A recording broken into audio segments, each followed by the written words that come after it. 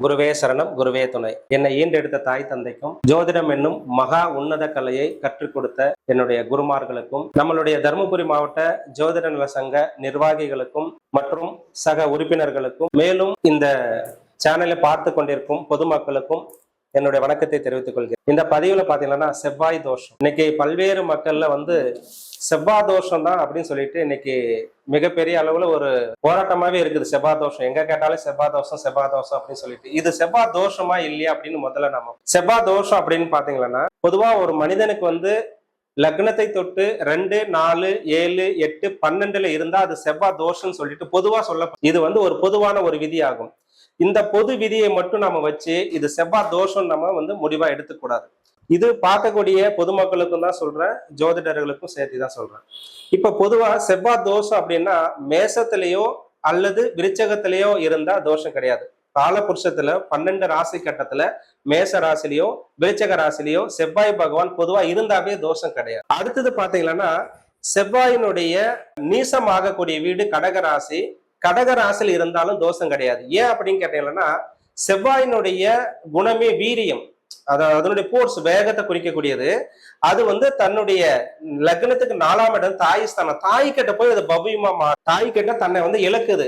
அப்ப அந்த இடத்துல அது தோஷம் கொடுக்குமான்னா கண்டிப்பா அது தோஷம் கொடுக்காது. அப்ப கடக ராசியில இருந்தாலும் தோஷம் கிடையாது. அடுத்தது பாத்தீங்கன்னா, செவ்வாய் உச்சம் பெறக்கூடிய வீடு அப்படின்னா மகர ராசியில செவ்வாய் உச்சம் அடைகிறாரு. அப்போ உச்சம் அடையக்கூடிய செவ்வாயினால தோஷம் கொடுக்குமான்னா அதுவும் கொடுக்காது. அது எந்த பாவம்னு கேட்டீங்கன்னா, காலத்துக்கு 10ஆம் வீடு. அந்த காலத்துக்கு 10ஆம் வீடுன்னா காலபுருஷத்துக்கு 9ஆம் வீடு தந்தைக்கு 2ஆம் பாவம் தான் அது 10ஆம் பாவமா வரும்.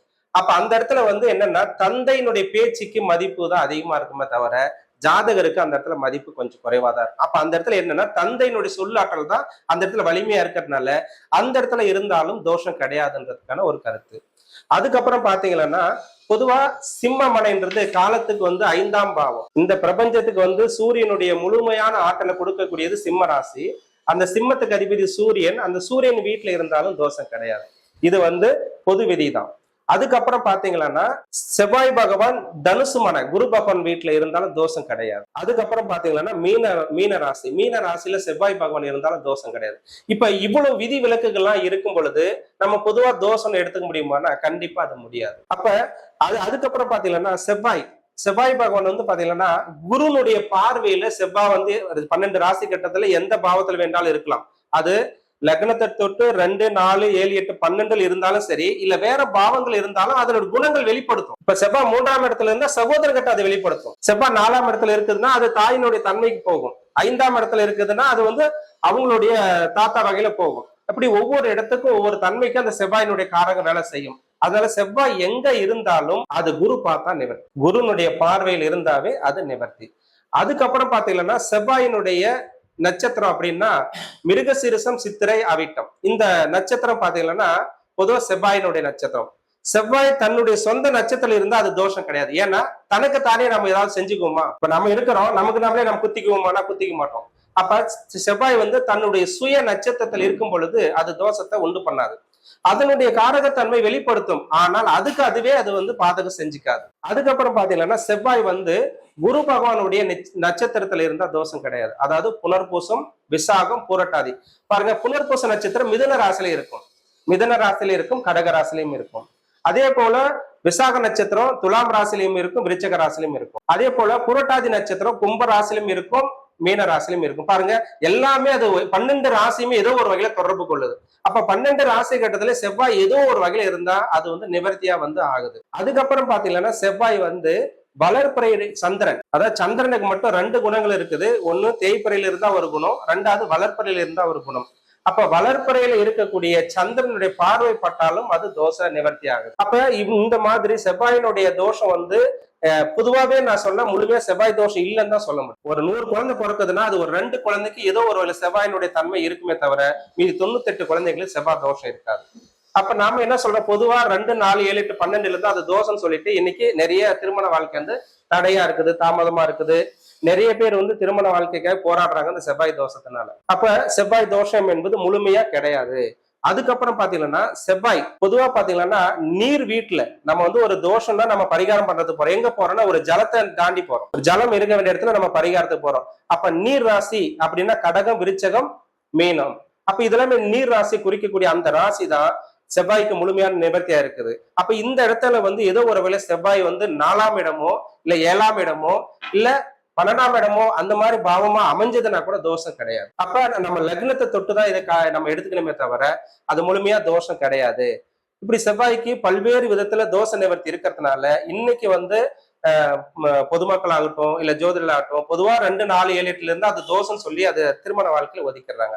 அதுக்கப்புறம் பாத்தீங்கன்னா செவ்வாய் இருந்தா செவ்வாயை இருக்கிறவங்களதான் திருமணம் பண்ணணும்னு இன்னொரு பக்கம். இப்ப செவ்வாய் வந்து எந்த இடத்துல இருந்தா அதே பாவத்தை இணைக்கணும் அப்படின்னா 8ஆம் இடத்துல ஒருத்தர் செவ்வாய் இருக்குதுன்னா 2ஆம் இடத்துல இருக்கக்கூடிய ஒரு பையனுக்கு வந்து செவ்வாய் 2ல இருந்தாதான் 8ஆம் இடத்தை நிவர்த்தி பண்ண சேர்க்கணும். ஒரு பையனுக்கு வந்து 2ஆம் இடத்துல செவ்வாய் இருந்து பொண்ணுக்கு 8ஆம் இடத்துல இருந்தா அது வந்து ஓரளவு ஈக்குவலா அமையும்.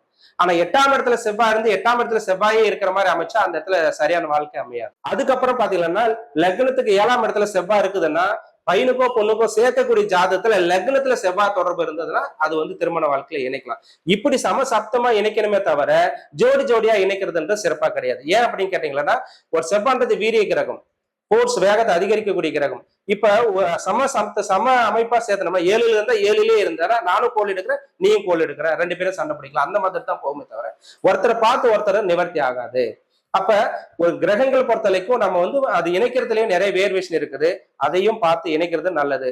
அப்ப நம்ம வந்து ஜாதகம் பாக்குறது வரவங்களும் முழுமையா வந்து கேட்டு தெரிஞ்சுக்கிறது நல்லது. அப்ப செவ்வாய் தோஷம் இருக்குதா அப்படின்னா முழுமையா கிடையாது. எல்லாருமே வந்து செவ்வாய் தோஷம் பார்த்துட்டு நீங்க திருமண வாழ்க்கையை தடைப்படுத்திக்காதீங்க. முதல்ல வந்து எனக்கு தோஷம் இருக்குதா இல்லையான்னு ஜோதிடர்கள் முழுமையா கேட்டு அதை தெரிஞ்சுக்கோங்க. 2வது வந்து திருமண வாழ்க்கையில அவங்களுடைய சுய ஜாதகத்தை பரிசோதனை பண்ணி தான் சொல்லணும். மத்தவங்க சொல்றாங்க, புரோக்கர் சொல்றாங்க அது 2, 4, 7, 8, 12 இருந்தா அது தோஷம்னு சொல்லிட்டு அவங்களே சொல்லிக்கிறது. நம்மளே ஜாதகரே முடிவு பண்ணிக்கிறது. பொதுவா வந்து ஒரு யூடியூப்ல பார்த்துட்டு முடிவு பண்ணிக்கிறது, இல்ல ஒரு பொதுவான ஒரு பஞ்சாங்கத்தை பார்த்துட்டு முடிவு பண்ணிக்கிறது, அப்படிலாம் வந்து தவறு. தன்னுடைய சுய ஜாதகத்துல அந்த கிரகங்கள் எந்த மாதிரியான அமைப்புல இருக்குதுன்னு தெரிஞ்சுக்கணும் தான் நம்ம அடுத்த கட்ட நடவடிக்கை போகணுமே தவிர நாம அதெல்லாம் பார்க்காமலே தோஷம்னு சொல்லிட்டு முடிவு பண்ணிடக்கூடாது. இதெல்லாமே வந்து முழுமையா பார்த்து தெரிஞ்சுக்கிறது தான் நல்லது. அது இந்த பதிவுல நான் உங்களுக்கு சொல்லியிருக்கிறேன். மேலும் வந்து பேசுறதுக்கு வந்து குறுகிய டைம் இருக்கிறதுனால என்னுடைய உரையை நான் முடிச்சுக்கிறேன். நான் அடுத்த பதிவுல இதுக்கு தெளிவான ஒரு விளக்கத்தை கொடுக்குறேன். ஜோதிடம் சார்ந்த விஷயங்களுக்கோ இல்ல ஜாதகம் வாஸ்து சம்பந்தப்பட்ட விஷயங்களுக்கோ வந்து மேலும் தொடர்பு கொள்ளலாம். என்னோட பெயர் ஜெயபால், தர்மபுரி. என்னுடைய மொபைல் நம்பர் வந்து 9489809894. எந்த ஒரு விஷயமா இருந்தாலும் நீங்க தொடர்பு கொள்ளலாம். நன்றி.